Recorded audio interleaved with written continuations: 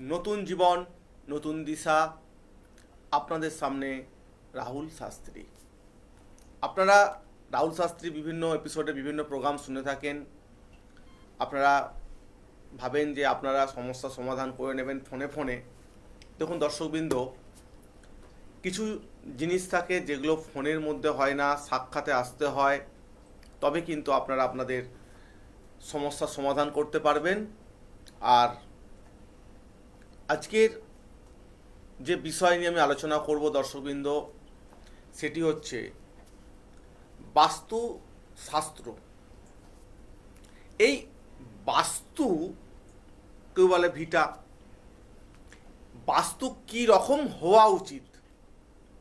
অনেকে আছেন আপনারা আপনাদের অনেক পরিশ্রম করে মাথার কপালের ঘাম পায়ে ফেলে আপনারা অনেক অর্থ সঞ্চয় করেছেন, টাকা সঞ্চয় করেছেন, কি না একটা আপনারা গৃহ নির্মাণ করবেন। দেখুন দর্শকবৃন্দ, বলে না যে বাঙালির বাড়ি, একটা কথাই আছে যে গৃহ মাই হোম সুইট হোম। গৃহ হচ্ছে একটা মন্দির। প্রত্যেকের স্বপ্ন থাকে একটা সুন্দর বাড়ি বানাবো, কিন্তু দেখা যায় যে আপনারা অনেক অর্থকে সঞ্চয় করলেন, করার পরে আপনারা গৃহকে নির্মাণ করতে গেলেন, দেখলেন যে কোথায় না কোথাও একটা বাধার সৃষ্টি হয়ে যাচ্ছে। যে কারণে দেখা যায়, দেখবেন অনেকে বাড়ি নীলটন ঢালাই হয়ে গেছে, ছাদ ঢালাই হয়নি। বাড়ি করেছেন, আপনার ঘর কমপ্লিট হয়নি, ডেকোরেশন। বাট আপনি হয়তো গৃহটা নির্মাণ করতে যাবেন, আপনার যারা পারিপার্শ্বিক যারা পরিবেশে থাকে, দেখা যায় কোথাও না কোথাও একটা অবজেকশন পড়ে যাচ্ছে। তো এখানে কি বলে, ভাগ্যে না থাকলে কি ভোগ করা যায়? তো ঠিকই দর্শকবৃন্দ, ভাগ্য একটা এমন একটা জিনিস, ভাগ্য, এই ভাগ্যকে কিন্তু দর্শকবৃন্দ তৈরি করতে হয়। ঈশ্বরের কৃপা তো অবশ্যই চাই, তার সঙ্গে ভাগ্যকে তৈরি করতে হয়। তো এই যে আপনারা ভাবছেন যে গৃহ নির্মাণ করবেন, আমি বলবো আপনারা অবশ্যই বাস্তু শাস্ত্র মেনে বাড়ি করুন, গৃহ নির্মাণ করুন। সেই গৃহে সুখ এবং সমৃদ্ধি, লক্ষ্মীর আগমন, আপনার যারা ভবিষ্যৎ প্রজন্ম, নেক্সট প্রজন্ম, তাদের জীবনের একটা আমূল পরিবর্তন আনবে এই গৃহ। দেখুন, একটা গৃহকে নির্মাণ করতে গেলে বাস্তুর অনেকগুলো ভাগ থাকে। কীরকম? অনেকে বলেন বর্গাকার, কেউ বলে আয়তকার, এরকম অনেক, কেউ বলে ডিম্বাকার, ওভাল টাইপ যেটা বলি। তো এখানে কি ধরনের বাস্তুতে আপনারা গৃহ নির্মাণ করলে আপনাদের গৃহ কিন্তু উত্তম হবে, এই সংক্রান্ত দর্শকবৃন্দ আলোচনা চলবে। অবশ্যই একটু আপনাদের বলে দিই যে আপনারা এই রাহুল শাস্ত্রীকে কোথায় পাচ্ছেন। আপনারা পাচ্ছেন আরামবাগের চেম্বার, তারকেশ্বরের চেম্বার, আর পাচ্ছেন কলকাতার দক্ষিণেশ্বরের চেম্বারে এই রাহুল শাস্ত্রীকে আপনারা পাচ্ছেন। যেটা করতে হবে যে আপনাদেরকে চেম্বারে আসতে গেলে নামটাকে বুকিং করে কিন্তু দর্শকবৃন্দ আসতে হবে।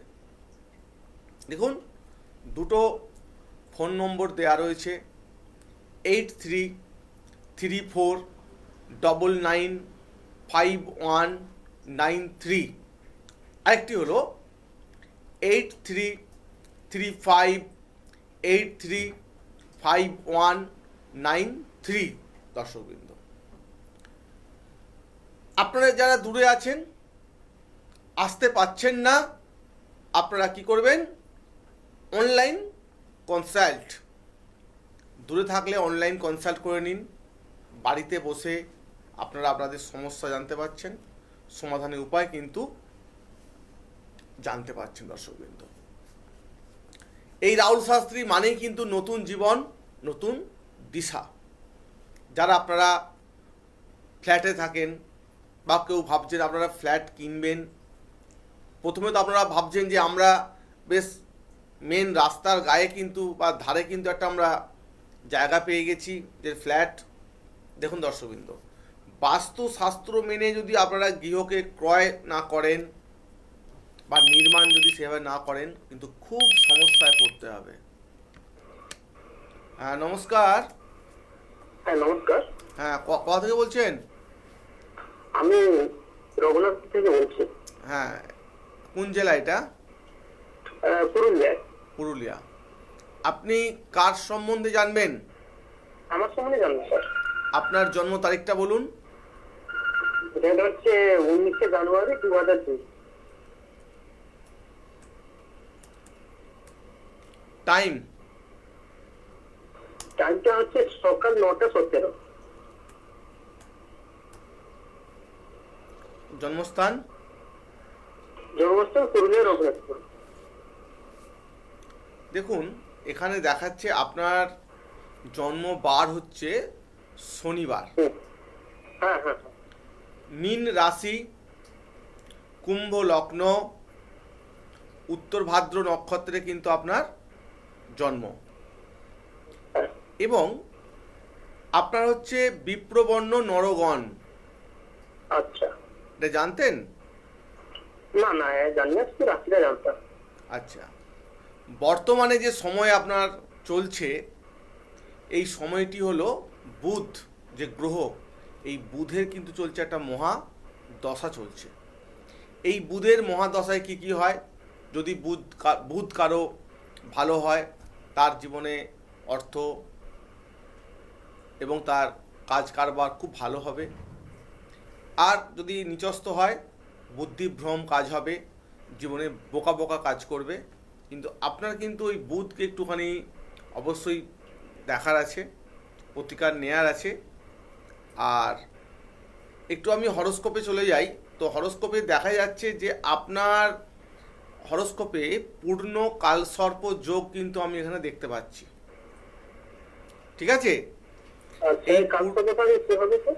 দেখুন এখানে যদি কারো কালসর্প যোগ থাকে, দেখুন যে সমস্ত জাতক বা জাতিকা জীবনে তারা গ্রেট বা মহান হতে পেরেছেন, তাদের যদি হরোস্কোপ দেখা যায়, তারা কিন্তু প্রত্যেকেই কালসর্প যোগে যুক্ত। দেখুন আমাদের যারা প্রাক্তন প্রধানমন্ত্রী, বড় বড় সিনেমা আর্টিস্ট, বুঝতে পারছেন? আমাদের যে প্রথম যে প্রধানমন্ত্রী জওহরলাল নেহেরু, হ্যাঁ, তো উনি তো প্রথম ছিলেন, প্রধানমন্ত্রী তো ছিলেন জওহরলাল নেহেরু। হ্যাঁ হ্যাঁ, প্রথম হলাম ভারতবর্ষ স্বাধীনতার পর। তো ওনার কিন্তু ছিল শেষনাগ কালসর্প যোগ। আচ্ছা। আমাদের যে গানের যে মানে সম্রাজ্ঞী গীতিকার, মানে গান গান করতেন যিনি, গায়িকা লতা মঙ্গেশকর, ওনারও কিন্তু শেষনাগ কালসর্প যোগ ছিল।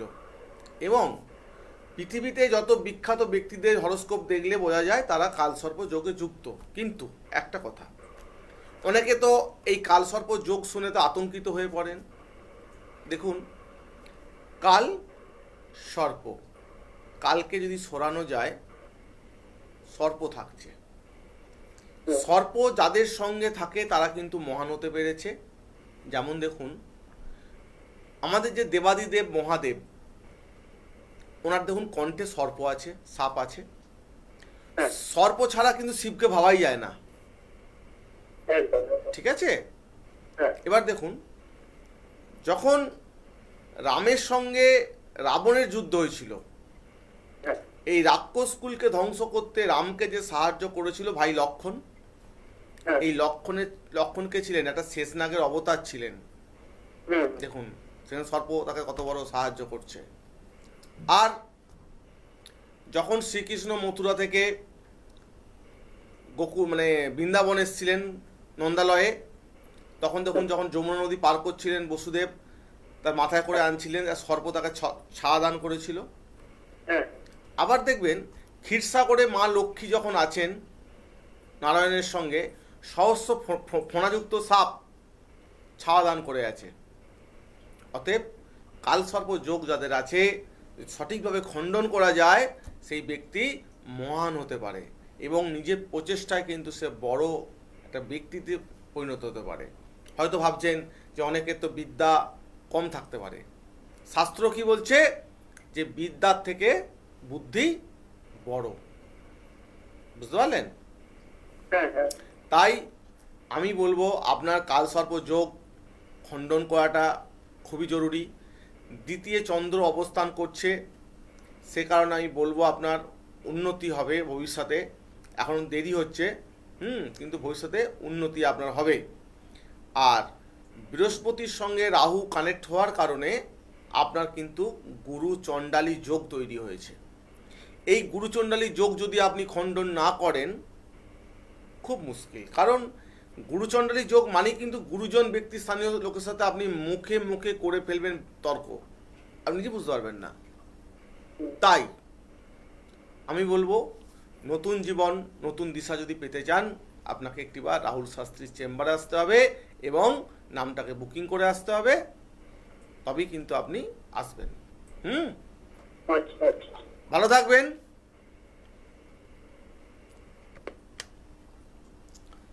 সুপ্রিয় দর্শকবৃন্দ, যারা আপনারা এই রাহুল শাস্ত্রী প্রোগ্রামটা দেখছেন বা শুনছেন, দেখুন একটু আগে যে ভাই ফোন করেছিলেন ওনার উদ্দেশ্যে এবং সকল দর্শকদের উদ্দেশ্যে বলছি যে আপনারা রাহুল শাস্ত্রীকে পাচ্ছেন আরামবাগের চেম্বার, পাচ্ছেন তারকেশ্বরের চেম্বার, আর পাচ্ছেন কলকাতার দক্ষিণেশ্বরের চেম্বারে কিন্তু রাহুল শাস্ত্রীকে পাচ্ছেন।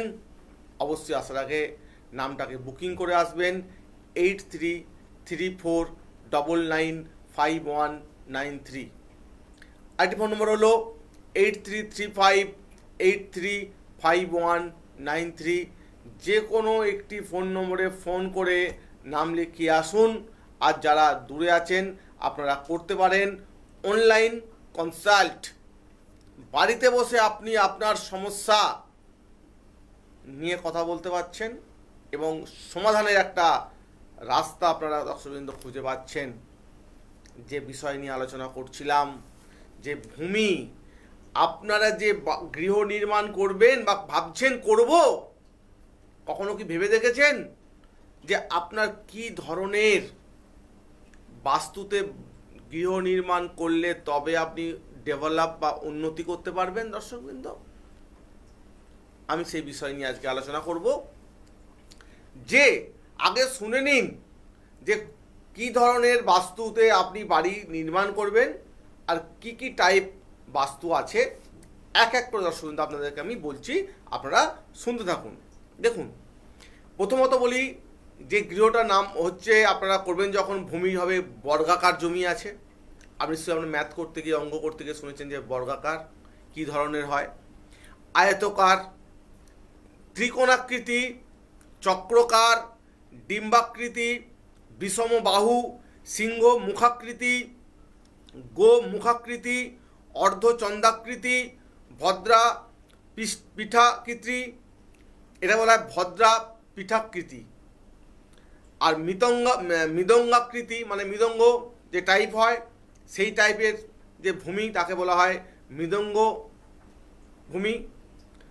আর মৃদঙ্গকৃতি বা মৃদঙ্গাকৃতি এই জমি কিন্তু খুব ভালো আবার খুব খারাপ। সকটাকৃতি, পবনাকৃতি, ব্যঞ্জনাকৃতি, কুর্মপৃষ্ঠাকৃতি এবং সর্পাকৃতি।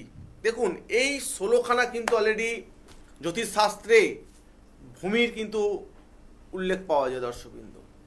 এবার দেখতে হবে যে ধরা যাক যে আপনার যে ভূমিতে আপনি গৃহ নির্মাণ করতে চলেছেন সেই ভূমিটার টাইপ হচ্ছে বর্গাকার জমি, বর্গ আকারের জমি, বর্গাকার জমি। এই জমিতে আপনি যদি গৃহকে নির্মাণ করেন তাহলে এর ফলাফল কি আছে আজকে দর্শকবৃন্দ আলোচনা চলছে। দেখুন, যে জমির কোণ 90 ডিগ্রি মানে 90 ডিগ্রি অ্যাঙ্গেল, চারটে কোণেই কিন্তু 90 ডিগ্রি অ্যাঙ্গেল আছে, সেই জমিকে কিন্তু বলা হচ্ছে বর্গা আকৃতিকার জমি। এবং এই জমিতে যদি আপনি গৃহকে নির্মাণ করেন দর্শকবৃন্দ, আপনার এই গৃহে কি হতে পারে? সুখ এবং সমৃদ্ধি, অর্থের আগমন এবং সম্পদশালী হতে পারেন। রোগ থেকে আপনারা অনেকভাবে মুক্তি লাভ করতে পারবেন এবং গৃহেতে আপনাদের জ্যোতিষশাস্ত্র মেনে গৃহ নির্মাণ করেন তাহলে এই গৃহ কিন্তু অত্যন্ত উত্তম। এটা কিন্তু বলা হচ্ছে জ্যোতিষশাস্ত্রে বলা হচ্ছে। এবং এই গৃহে যে সমস্ত জাতক বা জাতিকা পরিবারে যারা মেম্বার আছেন, আপনারা যখন এই গৃহতে থাকবেন দেখবেন তখন আপনাদের কত নিজেদেরকে স্বাচ্ছন্দ্য লাগছে দর্শকবৃন্দ, কত নিজেকে ফ্রেশ লাগছে। কারণ আপনি যে গৃহটা নির্মাণ করেছেন সেই গৃহ হচ্ছে, সেই ভূমি হচ্ছে উত্তম। হ্যাঁ নমস্কার, হ্যালো হ্যালো, হ্যাঁ হ্যালো, হ্যাঁ নমস্কার। নমস্কার। হ্যাঁ, আপনার বাড়ি কোথায়? হ্যাঁ, বাঁকুড়া। বাঁকুড়া থেকে বলছেন? আচ্ছা আচ্ছা আচ্ছা। রাহুল শাস্ত্রীর প্রোগ্রাম কি দেখা হয়? হ্যাঁ দেখি।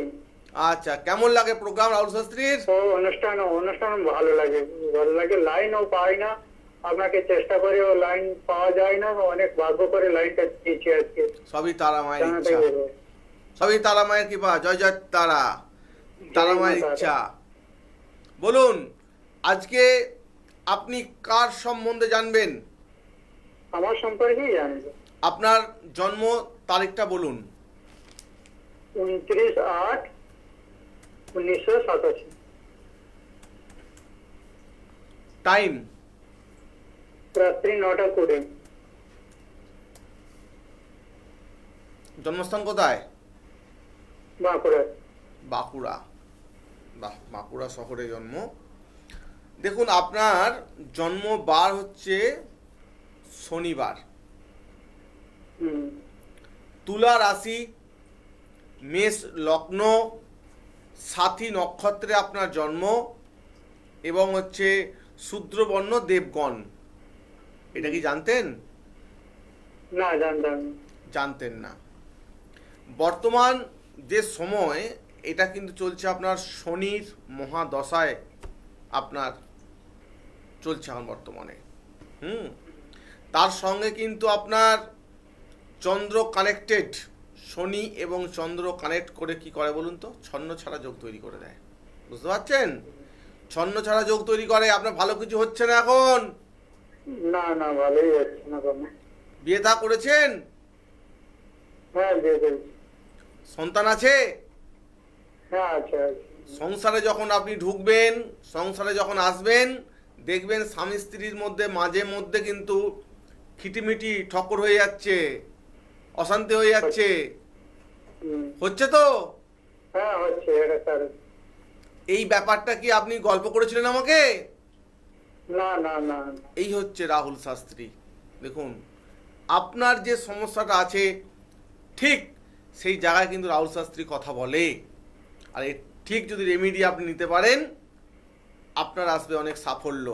তাই আমি একটু আপনার চার্টে চলে যাই, দেখে নিই আর কি কি আপনার সমস্যাগুলো আছে আমি একটু আপনাকে বলবো। দেখুন আপনারা কিন্তু টাকা পয়সা ইনকাম করছেন কিন্তু আপনার সঞ্চয় করতে পারছেন না। না, এটা কারেক্ট, একদম কারেক্ট। 1 লাখ টাকা ইনকাম করলে 1,10,000 খরচা হয়ে যাচ্ছে। এর কারণ দেখুন আপনার লগ্নে কিন্তু বৃহস্পতি আছে। এই লগ্নে বৃহস্পতি থাকার কারণে আপনার কিন্তু কোনোদিন ভাত কাপড়ের অভাব হবে না।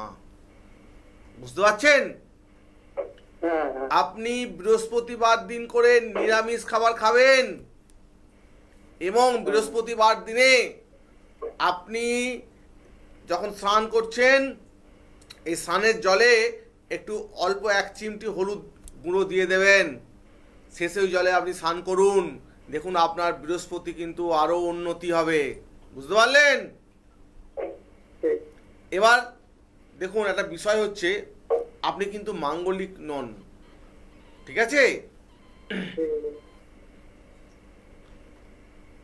এবং একটা কথা বলি আপনাকে, আপনার দেখাচ্ছে একটা জিনিস, কখনো যদি আপনি কোনো ঠাকুর মন্দিরে যান, বুঝতে পারছেন, হ্যাঁ হ্যাঁ হ্যাঁ কখনো যদি আপনি ঠাকুর মন্দিরে গর্ভগৃহে প্রবেশ করেন, আপনার হ্যাঁ। মাথা গরম হয়ে যায়। হ্যাঁ হ্যাঁ ঠিক।